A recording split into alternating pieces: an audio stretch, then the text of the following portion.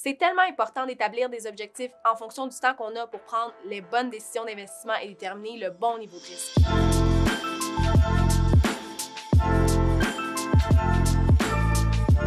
Bonjour, je m'appelle Justin. Et moi, c'est Wassila. Aujourd'hui, je vais vous parler de tout ce que je veux faire. Attends, t'es-tu fixé des objectifs? Quel genre d'objectif? Des choses que tu vas accomplir d'ici une date précise.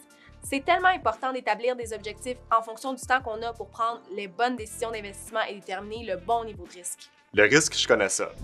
C'est le fait que la valeur de mes investissements peut augmenter ou baisser, c'est ça? Exactement. Alors, gardons ça en tête pour fixer tes objectifs. Qu'est-ce que tu veux accomplir? Tu veux dire pour maintenant ou dans le futur? Ouais, je suis pas encore sûr aux voitures volantes, alors voyons pour maintenant.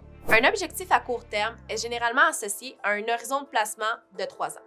Un objectif immédiat, c'est par exemple épargner pour voir ton artiste préféré en spectacle cet été. Oui, je sais déjà quel spectacle je vais aller voir, mais j'ai aussi vraiment besoin d'un nouvel ordinateur pour mes études dans quelques années. OK, ces billets de spectacle ne seront pas donnés. Alors maintenant qu'on connaît le montant que tu dois épargner et ton horizon de placement, explorons quelques options pour t'aider à atteindre ton premier objectif. Étant donné que le concert aura lieu dans moins d'1 an et que tu devras acheter les billets très bientôt, tu ne veux pas risquer de perdre l'argent que tu as épargné. Pour un objectif à très court terme, il faut considérer une option très sécuritaire, comme mettre ton argent dans un compte d'épargne ou même sous ton matelas. Excellent point. J'ai déjà l'argent pour mes billets et je voudrais pas manquer le spectacle. Mais je n'ai pas assez d'argent pour l'ordinateur. Est-ce qu'il y a moyen de faire croître mon épargne pour l'acheter? Absolument. Comme tu achèteras ton ordinateur dans 1 à 3 ans, tu peux commencer à épargner et possiblement investir dans des obligations. Des obligations? Les obligations sont des prêts accordés à une société ou à un gouvernement pour lui permettre de lever des fonds, souvent en échange d'un paiement d'intérêt. Les obligations sont généralement considérées comme des placements à faible risque. Alors ça veut dire que mon argent est plutôt en sécurité. Oui, et ça fonctionne bien avec ton horizon de placement parce que tu as du temps, mais pas tant que ça. D'accord, ça marche. Mais tu sais quoi? Je veux aussi m'acheter une voiture dans quelques années. Est-ce que je peux commencer à planifier pour ça? Ça, c'est un objectif à moyen terme. À moyen terme? Oui, un objectif à moyen terme est habituellement associé à un horizon de placement de 3 à 5 ans, ce qui pourrait te permettre de prendre un peu plus de risques. Est-ce que ça veut dire que je peux acheter des actions? Je connais ça.